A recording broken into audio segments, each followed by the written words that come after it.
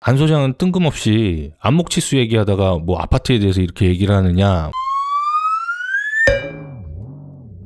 안녕하세요, 아르테 안 소장입니다. 이번 영상은 안목치수에 관련된 얘기예요. 분양아파트 평면 분석을 하다 보면 제가 치수를 재는 기준은 안목치수를 잽니다 라고 설명을 드리는데요. 이 안목치수가 뭔지에 대해서 설명을 드리고 왜 아파트에서만 안목치수를 쓰는지 그 이유도 좀 설명을 드릴게요. 제가 30평대 아파트 단위세대 평면을 갖고 왔어요. 요거를 가지고 이제 자세히 설명을 드릴 건데, 일단 안목치수가 뭐냐면 이거 좀 확대 좀 할게요. 뭐 이 굵은 선으로 돼 있는 여기가 이제 구조체죠. 벽식 구조로 돼 있는 아파트인데, 우리가 흔히 이제 치수라고 하면 이 중심선, 구조체의 중심선부터 이쪽 구조체의 중심선까지의 치수, 요거를 이제 기입을 하잖아요. 근데 아파트는 이 중심선이 아니고 이 눈에 보이는 이 벽체 끝, 그리고 이쪽에서 눈에 보이는 이 벽체 끝까지를 치수를 원칙으로 하고 있어요. 더 확대해서 볼까요? 눈으로 보이는 이 벽체 면 있지 않습니까? 이 벽체 면에서부터 이쪽 벽체 면까지 이렇게 여기까지의 치수를 쓰는 거죠. 기입하는 거죠. 이게 기준이에요, 아파트는. 이거를 이제 안목치수라고 얘기하는데요. 그러면 어떻게 표현을 하는지 밑으로 내려서 확인해 볼까요? 좀 보이시나요? 치수 숫자들이 작아서 좀 더 확대해 볼게요. 일단 이 치수들의 규칙을 간단하게 설명드릴게요. 요 동그란 기호 있지 않습니까? 요거는 중심선 치수라는 거예요. 여기서부터 이 구조체의 중심선을 얘기하는 거고요. 그리고 여기 보이는 이게 반쪽짜리 원 있지 않습니까? 이게 바로 이제 안목선, 안목 기준선을 얘기하는 거예요. 이렇게 돼 있죠. 그래서 제일 바깥에 여기 치수, 보이시는 이 치수는 이 단위 세대 전체의 치수를 얘기합니다. 이쪽 구조체 중심부터 여기 구조체 중심까지의 거리가 얼마인지 그거를 뜻하는 거고요. 그 다음에 안으로 들어가면 두 번째, 여기 치수들 보이시죠? 여기 치수는 각각 방의 구조체 중심부터 구조체 중심까지의 거리를 얘기합니다. 그 다음에 나오는 게 바로 이제 안목치수예요. 여기 보이시죠? 3000이면 이제 3m입니다. 침실 2의 안목치수는 3000이란 얘기죠. 여기 이제 거실이었는데 거실의 안목치수는 4100입니다. 여기 안방의 안목치수는 3900이네요. 3.9m죠. 여기 있는 요 100은 이 구조체 반쪽 폭을 뜻합니다. 그러면 왜 아파트에서는 이제 안목치수를 쓰느냐? 이거 좀 궁금하지 않으신가요? 이렇게 안목치수를 써서 설계를 하면 상당히 이제 어려워요. 복잡하고 치수들도 이제 굉장히 여러 개가 나오지 않습니까? 보신 바와 같이. 그 가장 큰 이유는 법에서 그렇게 하라고 돼 있어요. 건축법이 있고 주택법이 있습니다. 사업 승인을 받으려면 이제 주택법을 적용해서 설계를 하고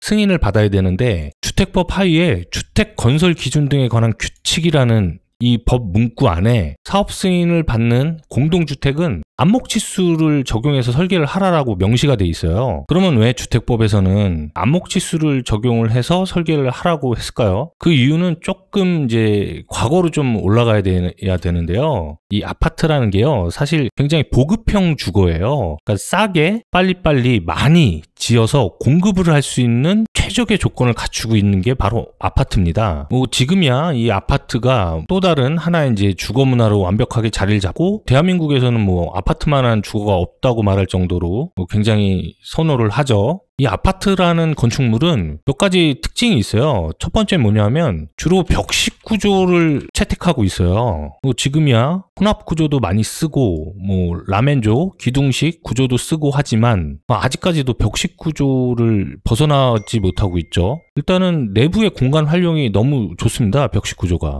그래서 이거는 이제 벗어나지 못하는 것 같은데, 그리고 이제 두 번째는 외부 마감이 없어요. 이게 무슨 말이냐면 외부는 그냥 페인트 칠하고 끝납니다. 사실 우리가 보고 있는 대부분의 아파트는 외부 마감이 없는 거예요. 마감 재료가 페인트 마감이 답니다. 애초에 아파트가 탄생된 배경이 굉장히 저렴하게 그리고 많은 주택을 공급하기 위해서 태어난 거기 때문에 외부 마감이 없이 태어났어요. 그러다 보니까 내단열을 채택하고요. 이 내단열 구조는 뭐 상당히 열악하죠. 이거는 사실은 이제 좀 대한민국도 앞으로 이제 이 아파트 아파트의 기준들이 좀 바뀌어야 될 것 같은데 제일 바꾸기 어려운 게 바로 이 내단열 구조예요. 요거는 이제 외부 마감이 없는 거 이거랑 같이 묶여서 어쩔 수 없이 이렇게 되는 거죠. 제가 왜 이 얘기를 했느냐, 아니 안 소장은 뜬금없이 안목치수 얘기하다가 뭐 아파트에 대해서 이렇게 얘기를 하느냐, 뭐 그렇게 말씀하시는 분들 계실 건데 조금만 더 들어보시면 제가 왜 이제 이 얘기를 했는지 아실 겁니다. 그러다 보니까 이게 싸게 지어야 되지 않겠습니까? 그러니까 공사비를 굉장히 절감을 해야 되는 제1의 목표가 있어요. 그러면 아파트는 외부에 마감이 없다고 했지 않습니까? 결국 내부 마감밖에 없어요. 외부는 그냥 페인트 칠하고 결국에는 내부에서 모든 게 다 해결돼요. 뭐 단열재도 내부에 있고 모든 마감이 다 내부에만 있지 외부에는 없는 거예요. 그러니까 내부 마감을 줄이는 게 제1의 목표였던 거죠, 아파트는. 그러다 보니까 내부의 마감,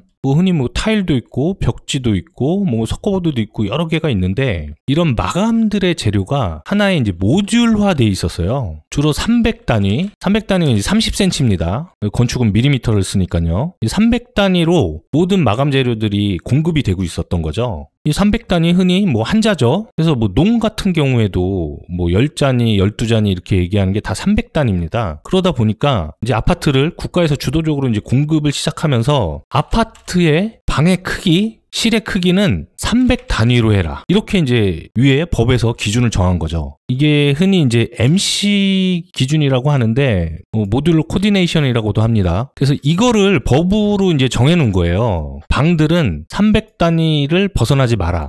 즉 안목치수로 3m가 되거나 2700, 2.7m가 되거나 3900, 3.9m가 되거나 이렇게 법으로 정해놓은 거예요. 실들은 300단위로 설계를 해라. 이런 식인 거죠. 근데 이게 중심선 기준으로 300단위면 보세요. 평면 볼까요? 그럼 예를 들어 이제 중심선의 이 거리가 300단위로 3m다. 그럼 사실 이 안목 기준으로 하게 되면 이 마감들이 300단위로 안 떨어지지 않습니까? 그래서 이 300단위 기준으로 해라. 단 안목 치수 설계를 적용해서 300단위로 해라. 이렇게 해서 시작된 게 아파트예요. 각 방들은 다 이제 300단위로 딱딱 떨겨서 안목치수 적용해서 이제 설계를 했죠, 초기에는. 근데 욕실 같은 경우에는 이제 뭐 300단위가 아니고 그때는 이제 100단위였어요. 주방도 마찬가지고요. 근데 그 기준들이 이제 조금씩 완화돼서 100단위, 100을 1M이라 그러는데 이렇게 1M, 그 다음에 뭐 욕실이나 주방은 0.5M 이렇게까지도 이제 내려왔다가 현재는 0.5M, 그러니까 5cm 단위로 떨겨라 이렇게 돼 있어요. 왜냐하면 요즘은 이 마감재 단위들이 한자 단위로, 그러니까 300 단위로 마감재가 나오진 않죠. 그냥 뭐 주문 생산 다 되지 않습니까? 그리고 내가 원하는 치수대로 다 나오고. 그래서 이런 이유 때문에 아파트는 안목 치수로 설계를 하게끔 법으로 정한 겁니다.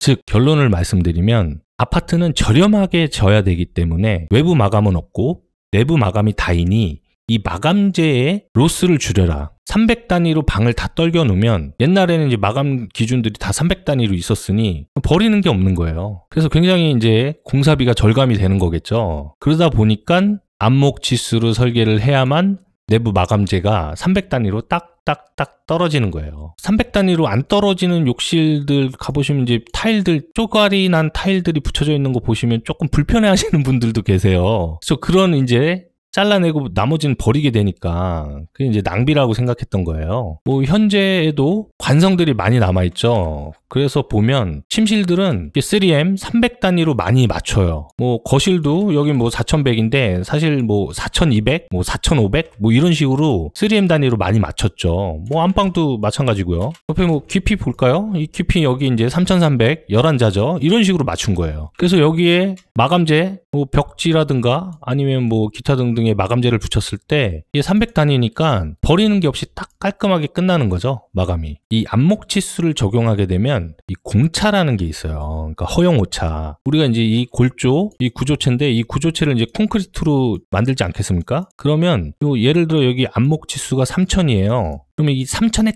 딱 맞게 시공을 할 수가 없어요. 오차가 생겨요. 그래서 애초에 설계 때도 여기다가 오차를 줍니다. 1cm의 오차를 여기다 줘요. 많이 확대해 보면 실제로 안목 치수의 기준선이 여기 있는 거예요. 요 사이에 떨어진 요게 1cm가 떨어져 있는 거죠. 이 치수를 볼까요? 여기 이제 안목이 3000이고 이쪽 이 벽체 중심이니까요. 이 벽체의 반이 이제 110cm라고 돼 있는데 실제로 이 벽체는 이 벽체의 반이 10cm가 아니고 9cm예요. 그래서 여기 10이라는 오차를 남겨둡니다. 이거를 우리는 허용 오차라고 하죠. 자, 허용 오차를 이제 확인하는 방법, 뭐 가장 큰 게 이제 창호를 보시면 되는데, 지금 여기 이제 창호가 있습니다. 이 창호에 이제 이렇게 동그랗게 기호가 있는데, 이게 무슨 얘기냐면 PW 플라스틱 윈도우라는 거예요. 창틀이 플라스틱으로 되어 있는 창문. 폭이 1.8m, 높이가 1.4m. 요 기호만 보면 요 창이 어떤 사이즈인지 알 수 있겠죠. 이 창호의 폭은 1.8m란 얘기입니다. 그럼 이 치수 볼까요? 바로 여기서부터 여기까지 창호의 폭이 1.8m가 아니고 1.83m네요.